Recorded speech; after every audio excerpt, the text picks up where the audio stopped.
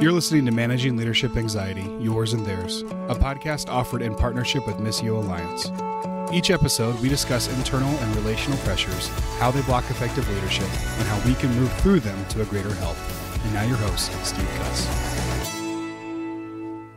All right, friends, episode 3 in the trilogy, as we take a look at different ways that our chronic anxiety sends us messages, learning to notice those messages, learning to be mistrustful of those messages. Here's the final episode in that series, solo episode, no guest, and so therefore, the candle. There we go. My light is getting more consistent, just trying to save you guys time there. This is the olive oil, thyme, and patchouli candle, very kindly given to me by Kevin and the crew at Sojourn East in Louisville, Kentucky.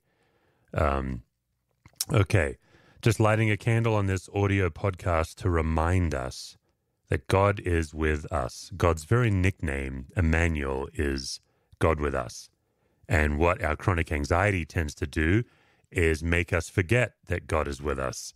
In fact, one of the advanced techniques that I teach, and it is tricky to do, is to learn to notice when you've stopped noticing God.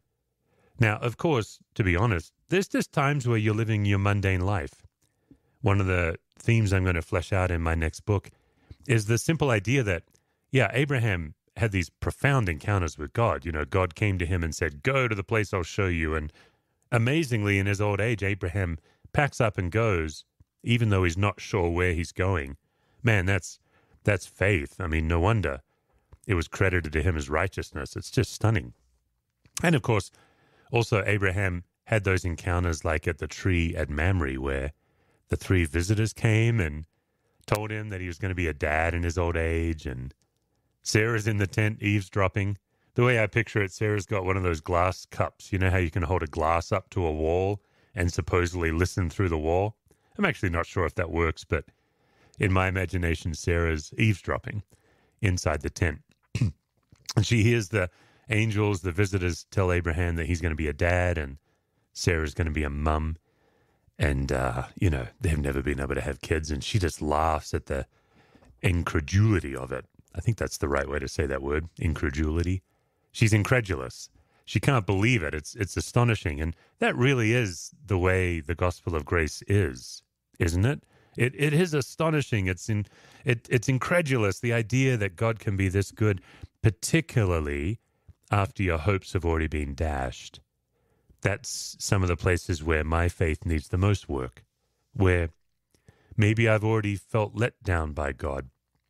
You know, it's not that God owes me, but still, I had hoped that God would come through, and I've seen God come through for others. And so I beg God maybe for a miracle, and God doesn't come through, at least not in the way I had hoped. It's tempting, isn't it, after that, to never hope again. You know, Steve Taylor, the old punk rock singer, he says, since I gave up hope, I feel much better. That's one of his songs. I can relate to that. And so you can imagine Sarah in the tent, having given up hope of ever raising a child decades ago, hearing God's messengers say, you're going to be a mum and a dad. In fact, you're going to populate this place so profoundly that it's going to be more than the stars in the sky. Just an incredible promise. And Sarah laughs in the face of God. And one of my all-time favorite exchanges in the Bible, where God goes to Sarah and says, you laughed at me. And Sarah says, I didn't laugh. And then God says, yes, you did too laugh. I like that. I don't know why I like that. I think it's because it's a bit like a 4th grade, year 4 kind of interaction maybe. But boy, it's tricky, isn't it, to notice the presence of God. And when we read stories like Abraham's, we can mistakenly believe that every day is a day of faith in God's presence. But what we forget is Abraham lived for years, and maybe even went months, or maybe even years at a time, without clearly hearing from God. You know, just the mundane existence of getting up, having his morning coffee, kissing his wife, checking on the herd, calling a staff meeting with the shepherds, having dinner, going to bed. Just a day. And I do think those days are underrated. They're not talked about much in the Bible. The authors of the Bible really get to the point. But I think those days are underrated. I think God is often doing work in the fallow seasons of our life. I don't remember where I read it. I need to track it down, but I remember reading a Christian devotional author. It was a phenomenal thing he said, where he said, look, fruit is only born one season a year. There's 4 seasons in a year. We only get fruit in one of them. But for fruit to be born, we need all 4 seasons. We need that winter. We need the pruning and so on. But as Christians, I think we can tend to expect to be fruitful 4 out of 4 seasons. Anyway, what I'm saying is we light a candle just to focus our recollection on the Lord. Just whatever's going on today, whatever's already happened today, just that opportunity to step off the anxiety treadmill. Take a look around. Take a deeper than normal breath, a more intentional breath. And as you look at the light of the candle, or maybe as you're out exercising right now or driving, you can just take a deeper than normal inhale and just hold it and then exhale.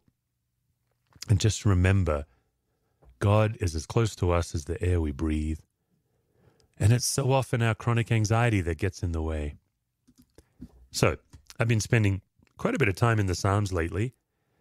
Psalm 103, I read it a couple of episodes back. Let's pick up in verse 9. He will not always accuse, nor will he harbor his anger forever. He does not treat us as our sins deserve, or repay us according to our iniquities. For as high as the heavens are above the earth, so great is his love for those who fear him. As far as the east is from the west, so far has he removed our transgressions from us.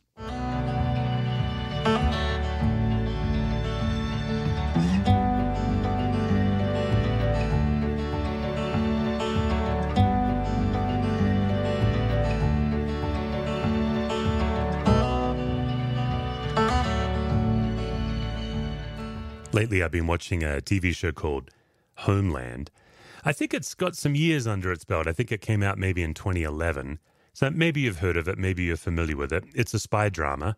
One of my favorite genres, by the way. I love spy dramas, and partly because I just enjoy that genre and those storylines. But also, I've figured out that I really enjoy that many of them have you trying to solve a puzzle. This is one of the reasons why I love watching that BBC series Sherlock, is because obviously Sherlock Holmes is trying to solve a puzzle, but you as the audience are following along, also trying to figure out who'd done it. I like those kinds of shows. I like the shows where the audience has to do some of the work. What's interesting about Homeland is it uses a narrative technique which is called the unreliable narrator. Are you familiar with this idea, the unreliable narrator? It's the simple idea that as you are watching a show as the audience, you cannot trust the person, the character on the screen who's helping you understand what's going on. Sometimes the character on the screen, himself or herself, is confused, but sometimes they're intentionally deceiving you to keep you off balance. So think about like Christopher Nolan movies, like his movie The Prestige. It employs an unreliable narrator to keep you guessing until the very end when you understand what's going on. And because it's Chris Nolan, even when you understand what's going on, you still don't understand what's going on. Or think about that classic Redford Newman movie, The Sting, where at the end, you as the audience get stung, so to speak. It's one of the great delights of that movie, probably for me, a top 10 movie of all time. That's because the showrunner is intentionally deceiving you as an audience member. They're employing an unreliable narrator you can't trust. If you've seen season 1 of True Detective, Matthew McConaughey and Woody Harrelson giving 2 of their finest ever performances. In some ways, both of them are unreliable narrators, but they're not intentionally deceiving you as the audience. They're just both telling their point of view, which is different from each other, and in some ways different from the facts. And so you get to try to figure out what's going on. And of course, in that show, there's times where they're intentionally deceiving other detectives, and you get to know something that the other characters don't know. So, Unreliable Narrator, it's an interesting plot device. And in Homeland, what's intriguing about it is what you're trying to figure out is the prisoner of war that they discovered after 8 years. They bring him home as a hero. He's a Marine sniper. He got captured by Al-Qaeda 8 years ago, tortured, presumed dead. They find him alive 8 years after he was captured, and he returns home as a war hero. But as he's returning home, one agent in the CIA, Kerry, her name is, played by the amazing Claire Danes, Kerry is told by one of her handlers in the Middle East that there's an American Marine who's been turned and now works for Al-Qaeda. And so she's convinced that this returning war hero, Brody, his name is, that Brody is actually a terrorist working for Al-Qaeda, even though he's coming home as an American war hero. Big news, big cameras, family reunion. She's onto him. But is she? And this is where the unreliable narrator shows up, because she's a bit unreliable.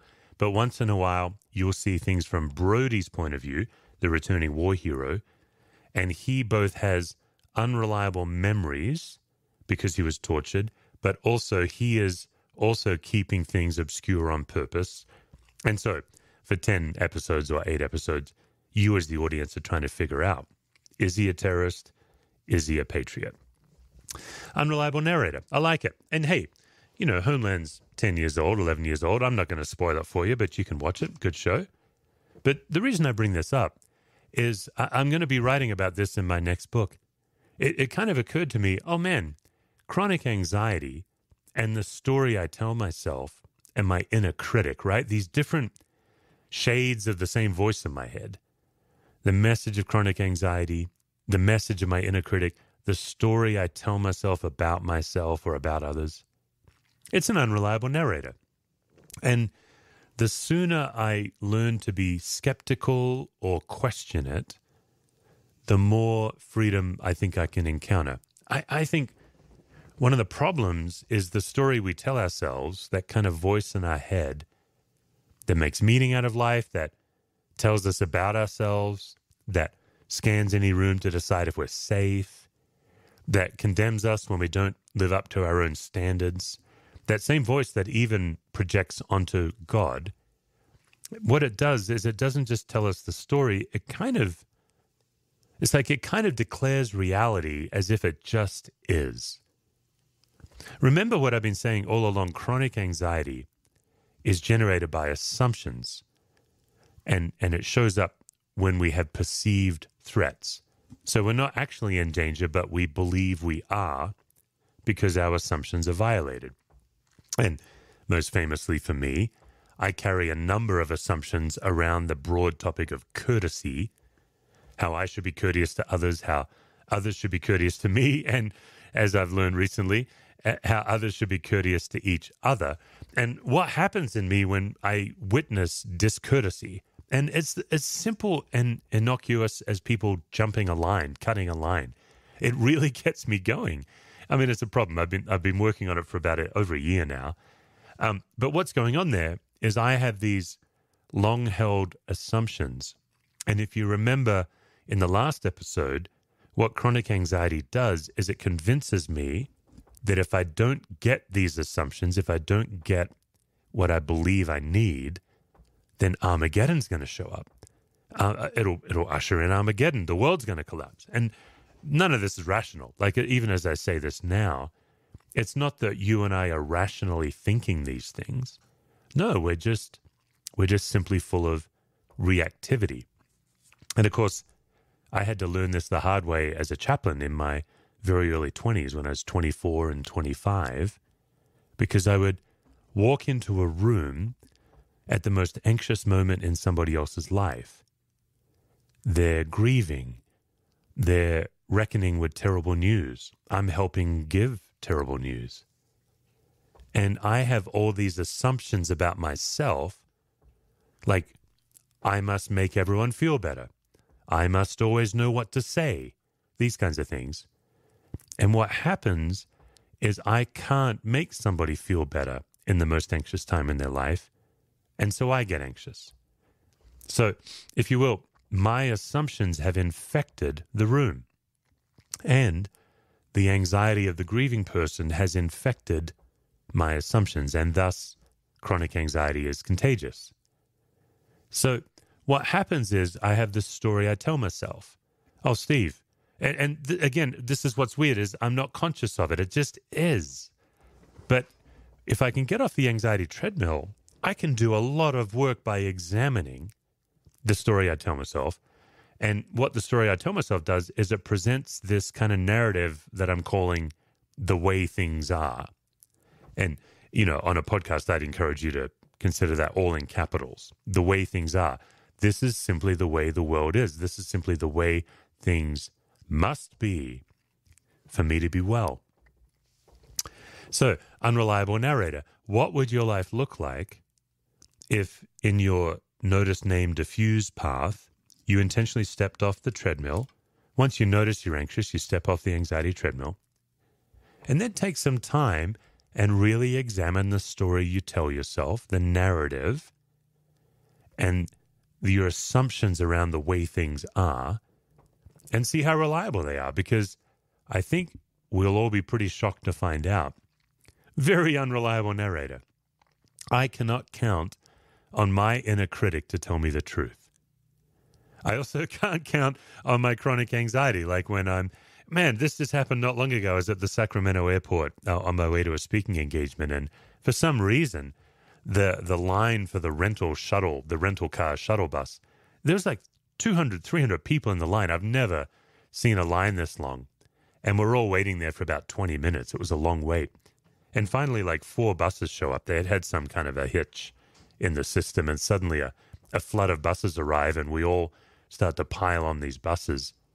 And as we're doing that, I noticed 3 guys coming out of the airport, seeing us piling onto the buses, and they just run to the front of the line. They don't wait their turn. And so there goes my chronic anxiety, and I actually called them to order.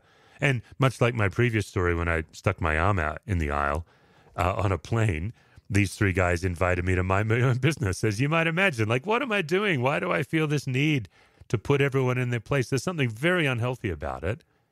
But in the moment, my chronic anxiety makes it seem like it's the most reasonable thing in the world.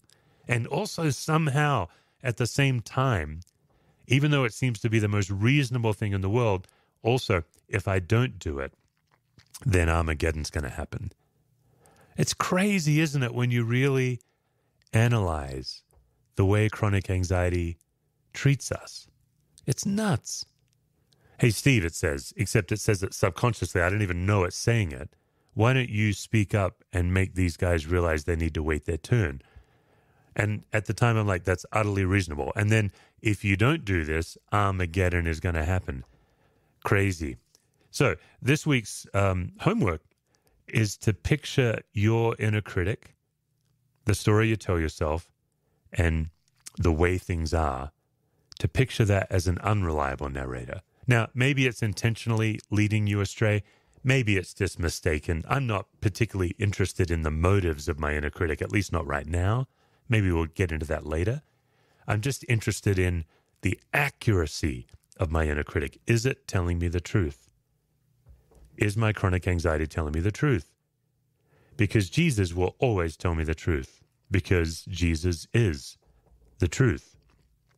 And truth sets us free. And Paul reminds us that it is actually for freedom that we have been set free. In other words, the pursuit to experience all the freedom God has for you is a worthy pursuit. You often have to fight for it. It doesn't just come to us, but it's worth it. All right, so that's the unreliable narrator. That'll also be in my next book. I'm kind of fleshing that out right now. I'm in the dog days of writing right now. It's going to be about a 40,000 word book, maybe 45,000 words, and I've got about 16,000 words right now, and I don't know how many of those are good words. So let's see. We're 4 weeks in. We've got 8 weeks to go. I'm feeling a little behind, honestly, but I think I'm going to make it. MLA was a 5-month book turnaround. This one's a 3-month, so it's a little tighter. But I have the great privilege of lots of travel coming up, and I tend to write well on planes and airports. So here's hoping. Those of you who are of the praying kind, I greatly value your prayers as I write this book. I really do want to create something that can bring relief to people's faith, that you can put in your own hands, but also put in the hands of anyone from teenage upwards who's grappled with the gap between what they believe about God and what they experience. So, little book update there. Let's see, just one more little update from the book. I'm going to attempt, I don't know how this will shake out. So as I work with my agent and our editor and the publisher, who are, boy, they're just wonderful people. As I work with them, this may not be the end product, but I'm working on these kind of 600 to 1,000 word interludes. And the idea is that they're just little pot stirring or provocative ideas to get us thinking. And one of the interludes is, I've titled it, "To Live is Christ and to Die is Gain, but we live to live is gain and to die is Christ." Okay, actually, I'm not titling it that at all. That's just what it is. I'm going to call it "To Live is Gain and Die is Christ." I think what happens in the Bible, where Paul writes that incredible passage, is Paul wants to die. He doesn't have a suicide issue or anything. He suffers so much. You know, it's illegal to be a Christian in the Roman Empire. The Jewish leaders are tackling him. He's imprisoned. He's flogged. He's stoned. The old-fashioned version of stoned. He has a very difficult life, and what happens when you have a difficult life with lots of suffering, you tend to say, "Come quickly, Lord Jesus." Of course. But in Western culture particularly, I think we live the other way. I don't think we live saying to live is Christ and die is gain.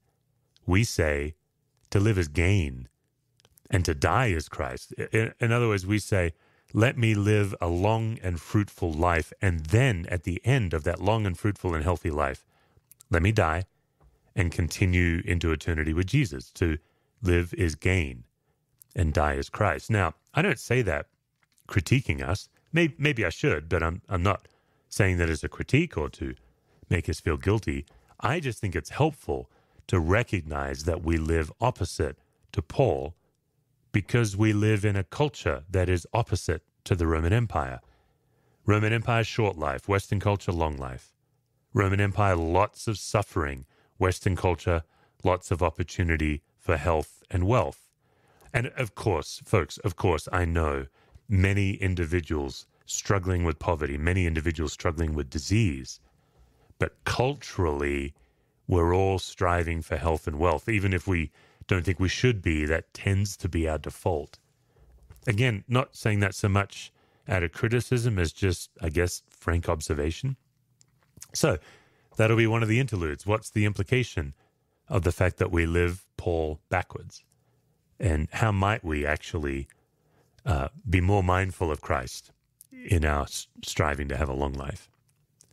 Okay, a shorter episode today. This is our second last episode of this season before we take a Christmas break. So just a reminder that we have our Calm Aware Present journals available. They make fabulous Christmas gifts. Shipping is usually within the lower 48, within 2 days. And then internationally, we do a rapid ship. We don't do the boat. So you can order a gift. You can go on capablelife.me if you know of somebody who might really enjoy this journal. And in case you're worried about what it means to give them this gift, it's not an anxiety-forward journal.